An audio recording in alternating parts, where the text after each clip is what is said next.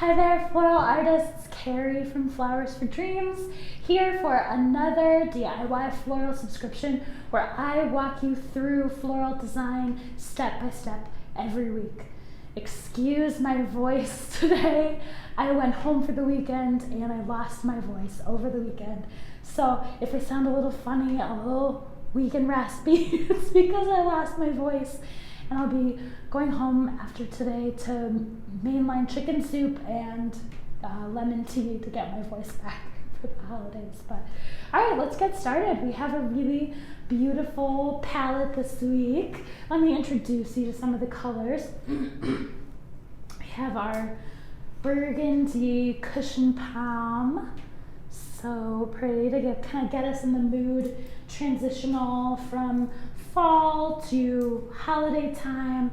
I don't know about you, but I started on the holiday train long before today. But now it's kind of officially time to move forward into that really fun, joyful reds and greens for the holidays. This is a lovely Burgundy Snapdragon. We've got two of these, so two Burgundy cushion palms in the Mum family, two Burgundy Snapdragons. Two beautiful Peruvian lilies. We've seen these before. This time they're red. Again, moving into that nice hot red. We have one, gorgeous Sahara Sensation spray rose. These came in this week and I was blown away by how big and luscious they are. They barely look like spray roses. They almost look like full roses. We've also got some purple kale.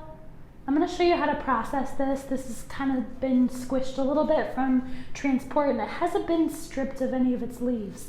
And this is decorative kale, so it's a little different than what you would grow in your garden in the summertime. Of course, I never recommend chewing or chomping on floral flowers because they're commercial flowers. We don't know if they've been sprayed with anything. And the same goes for our kale. It's not a vegetable, it's a decorative kale, commercial kale. So we don't want to eat this, although it's in the same family as what you might grow in the summertime, late fall. Hypericum berries. These are nice because they don't drop. A lot of times if you're working with floral berries, they're going to end up falling off of your arrangement. So you always want to be kind of careful to keep those away from pets, all that kind of stuff. Hypericum berry is great because it won't drop. You won't have anything to clean up or pick up after. Some people, it looks similar to rose hips, so some people might call these rose hips, but it's actually Hypericum berry. Really pretty red. And for our foliage, we have some Pittosporum, really pretty variegated variety with a little bit of variegation on the tips. It's not too variegated, which is nice. It's got just a little hint of that yellow variegation. And then we also have our cedar. Finally, we're into that lovely time of year when we can enjoy beautiful evergreens. I feel like I sound a little bit like a Muppet, so apologies again for my voice. Let's prep our vase. I'm going to be working again in our mason jar, but I'd love to see what you're working with at home, if you've decided to maybe use one of your own vases that you have, or if you want to make the bold choice to use something different. Just for simplicity, I'm going to use our mason jar, which has got a nice, not too big of a round opening. And I'm going to go ahead and green my vase. I'm actually going to start with the Pittosporum today. You could start with the cedar if you want, but because this is a little more structured and branchy, it's going to help to hold up the rest of the foliage. Cedar tends to have this kind of floppy, for lack of a better word, shape to it. It's got these beautiful drapey branches and these kind of longer evergreen pieces, but it's not as upright and stiff. So I'll start with my Pittosporum today. And I've got two pieces You may want to consider splitting these, especially if you're using a shorter vase. You could get a little bit more, out of your pittosporum. For my purposes, since I'm working with my mason jar, I'm actually just going to strip off the lower part of the leaves. Pittosporum is one of those foliages that I found it has sort of a gasoline-ish discharge scent to it. It's such a beautiful foliage, which is why I like to use it, but it does dirty the water a little bit quicker. You can even smell it. I actually love that smell. I don't know if that makes me weird, but it smells delicious to me. But it does kind of get in the water and it can pollute the water a little bit quicker. So you want to be good about changing the water on this one. I would even change it as much as every day to make sure that your water is really clean. And that's, it's helpful to have a see-through vase like this one because you can see when the water gets dirty. Now, if you're like me and you might just fill up your vase and then forget it, if it's a not see-through, you're not going to have that visual cue to change the water, be like, oh yes, I have to change the water. But maybe you're an A+ gold star water changer and you change your water without fail every day to every other day. Every day is like really gold star material. Every other day is great, but it'll really help with the life of your arrangements, any arrangement you receive, even if you get one from a friend from us. All right, I'm gonna measure my vase. So I've cleaned up this pittosporum a little bit. They have these sort of really pretty branchy full stems. This is what my original stem looks like. If you've got a piece that's long enough or you're using a shorter vase, you could snip that at the stem. I want to leave this branchy piece intact so that it can help to support the evergreens that I'm going to put in there. I'm going to add my pittosporum. Maybe I'll turn the vase a little bit to see where we're at. This piece is almost long enough that I could cut it here and use more pieces of it, but I'm going to try to maintain the length because I always want my stem to like hit the bottom, but it's a bit of a shame to lose all of this gorgeous foliage. So if you've got a vase that can accommodate a shorter stem, go ahead and stem split it, but I am going to just strip off some of the lower foliage. Anything below the water line has gotta go. Gotta keep that water clean, especially when you're working with pittosporum. So pull all those little bottom leaves off, anything that's gonna get in the water. Because yeah, these leaves too. The leaves also somehow when they get in the water, they have some kind of off discharge that is very pungent. Okay, so I've got my pittosporum in here. Pretty simple shape going on, a little bit taller. And I'm using the natural shape of the pittosporum branches. I didn't trim these down. So these really pretty shapes will still be intact. Now I can pull out some of my cedar. And evergreens tend to be really, really hardy and long lasting, and they're not going to pollute the water quite as much, which is nice. And they don't even need water. So if you've ever made an evergreen wreath, maybe you've come to one of our wreath workshops, as long as the evergreen is kept cold, it'll be preserved. So it's a really, really long lasting type of foliage. And I love using it this time of year, especially because it has this gorgeous smell when you start to cut into it. So here's one of the pieces I got. They can be tricky to stem split because they are so drapey and long. So you might be like, okay, how do I cut this down? So you've got two options. You could cut here, boom, and then we're going to want to pull out some of these lower leaves. Same with this guy. Maybe make this a little shorter. So you've got maybe a piece like this. Again, it's going to need some help, so I like to put it in the center of the vase and maybe let the cedar kind of flap over the foliage. So it's got a little support, but you're building out that really pretty shape. Cedar can also be a fun one to just play with that shape. So maybe you want to take a piece like this that's really long and strip all of the excess foliage. You may want to, you could save these because I'll show you some fun stuff you could do with the leftover pieces. So maybe you want like a longer piece that's drapey that'll be a little bit taller. So that's an option if you don't want to divide it. But I'll sort of put it in the center and let it drape over the pittosporum foliage, which I think helps to support it. Another fun feature of this cedar, check this out. Ooh, check out these cute little pods. Love it when I get a fun bonus extra pod. Those are kind of cool. There's all different kinds of evergreen foliage, and some of the pods are really, really fun. You may even get like a little mini pine cone on some of the types of foliages, like pine. And then there's a redwood cedar that is gorgeous. See that sometimes during the winter too. All right, I've got a really nice, thick, plump greenery base. And if it's feeling too floppy, like it's gonna fall out, you can always lift up your foliage base, and then maybe just trim up the leaves, the ends, just a little bit. That'll help it sit a little lower, and a little bit more compact.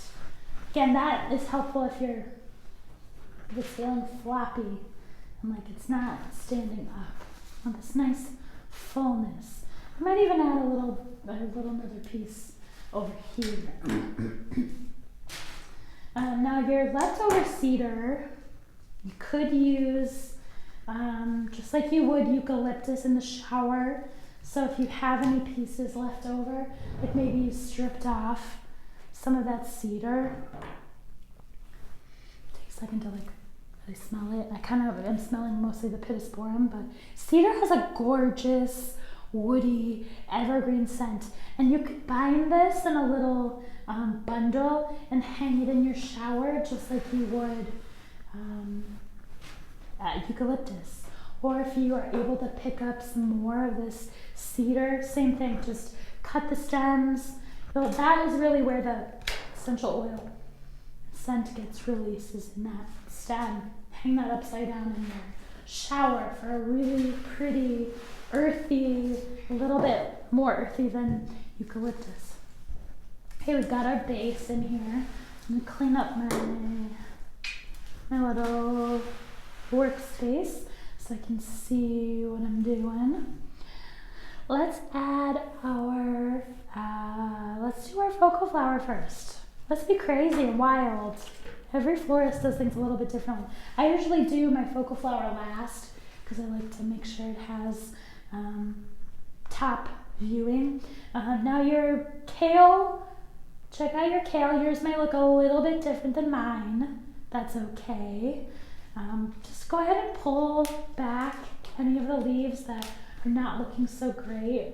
This time of year, your stems, hopefully they're not exposed to any freezing temps, but anything on the outside can sometimes get bruised and damaged.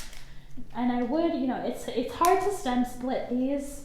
Even though this is a pretty robust stem, it's going to be difficult to get it to divide it. So I'm going to pull off some of those outer leaves.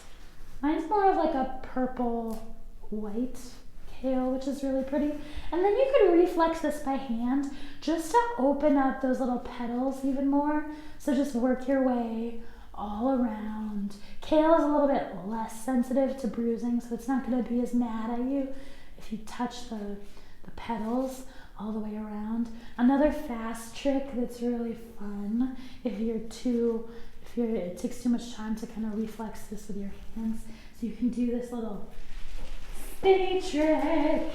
Ooh, nice and open. And then I'll probably even peel back the center even further. Let's see how that works. It's quite large. I'm still gonna try to make it a bit more proportionate by pulling off some of the lower leaves. But if you like all of that green base, by all means, keep it. It's really pretty. I think I just want mine to be a little less large and in charge. So here's my decorative kale. I add this first. Because it's so big, I feel like I need to first like trim down this stem. Just cut off a little bit so I can measure a little bit better. And that's another reason why I'm adding it first. It's just gonna take up so much room that I wanna get it in there first. Make sure I'm not crowding it. Make sure that I'm leaving enough space for it to really fully be its most beautiful kale-y self. Chop that a little shorter. I always say you can take off more, but you can never add it back. So just be mindful of that. There's my beautiful kale. So I've got this lovely kale on one side. I'm going to add a little more foliage just to sort of frame around my gorgeous stem.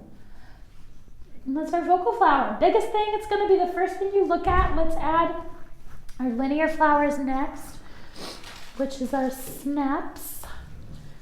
Ooh, I got a good snap today. Sometimes you get a snap that's got lots and lots of little buds on it. Excuse me again. Sometimes you get one that's a little less endowed. It's kind of the fun of getting to play with your flowers and learn to design well with what nature gives you. Of course, we're going to strip off all that foliage. Trash, first thing to go. I'll do that with both my stems. And then I think because I've got two stems that are pretty similar, just for a little variation, I am going to shorten up the blooms on one of them and take off the lower blossoms. And sometimes you need to do that anyway because those are the first ones. They're the oldest part of the flower. So as your snapdragon is growing, we grow these in the Midwest in the summertime. They're really fun to watch grow, and the way their seed patterns grow is also really, really cool. They grow upward, and so the blooms at the bottom are the oldest. So they're going to sustain probably the most wear and tear, you might say, on your flowers. Obviously, these little ones at the top are the youngest. These aren't going to open up, but so you may have to take some of the bottom ones off anyway. But now I have a little variation. So I've got a tall and a short. And I think that contrast can look really pretty. Just because in nature, you do have a lot of contrast like that. Not every stem is the same. Now, oftentimes I'll stick my snapdragon like right in the middle and then let this buddy drape out. Because I've got such a beautiful drapey foliage, I think I'm going to try my snaps on the side today. And this technique is nice because it really allows the entire bloom to show. If I were to put it right in the middle, you kind of lose some of those blossoms. Whereas if I were to put it on the side, you really get to see and showcase everything that little flower has to offer. I've got my long drapey piece. If yours looks a little different, that's okay. I'm gonna do one long piece and then one nice and short. Hell, I'm just gonna have trouble getting my stems in already because it's getting full. So I've got this contrast, long, short, and my little snapdragon moment. I've got some fun purples in here today, and I think we're gonna start, next we're gonna add our reds that are gonna take this kind of into the next holiday, make this feel really holiday-ish. But the purple is kind of a really pretty contrast. All right, let's get our, man, we got a lot of stems today. That's exciting. Let's get our Alstroemeria lily in next. Always pull off all of that foliage. 2 of these. I'm gonna use that trick again. Maybe like one large one shorter one. Actually, I'm gonna try to accentuate that lovely cluster red and purple. You can get our beautiful cushion palms. When you're prepping these, make sure that you're getting that little stem. See that little broken guy? I see that a lot. This type of flower. So I usually just snip off that little top piece so that it looks as beautiful as possible. I'll add this kind of lovely burgundy. So now we're adding some more of our dark, deep reds to our arrangement. And usually when I place something in a more asymmetrical style arrangement, like this one, I will try to balance it out by drawing diagonal lines through the arrangement. So I've got one here. I'm going to try to put one more right here. This one, pull off all your foliages. This one's got quite a few long pieces. I get off all of those leaves.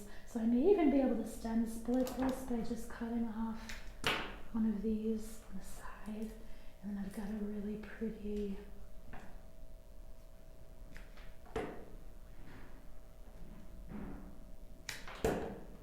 gorgeous cluster.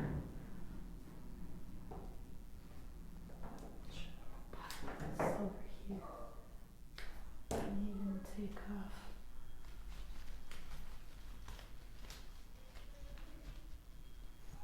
starting to feel balanced.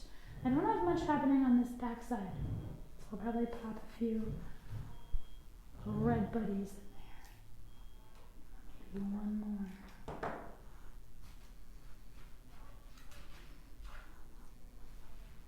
Anything short like that, if you have a short piece, you always want to kind of put it low. Try to keep your stems touching the bottom of the vase.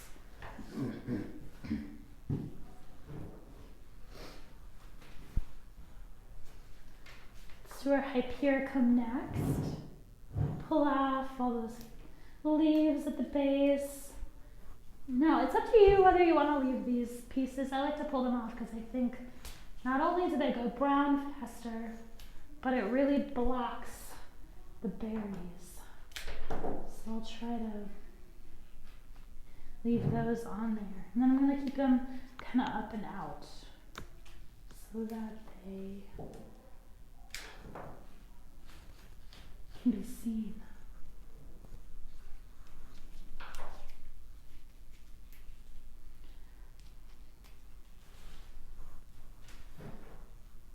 More.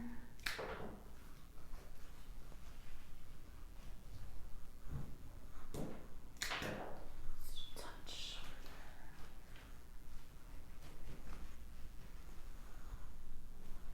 And then our last final flower, Sahara Sensation. Pull off all of these leaves. Watch out for thorns. Mine does not have any thorns, but you always want to be careful when you're working with roses. And then pull off those outer petals. Excuse me. All the way around so that your spray roses have a beautiful, fresh center, untouched leaves.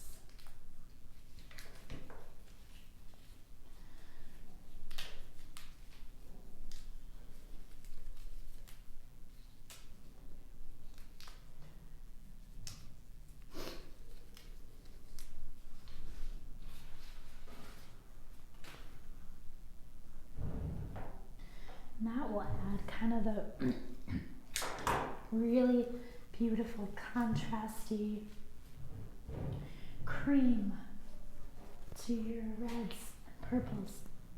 All right, folks, this is our lovely holidays, beginning of the holiday arrangement. Always change your water. Even you can kind of see right now the water's gotten a little bit dirtied from the design process, so I'm gonna go change this right now. And I hope you had a really wonderful time this week. Can't wait to see you next week.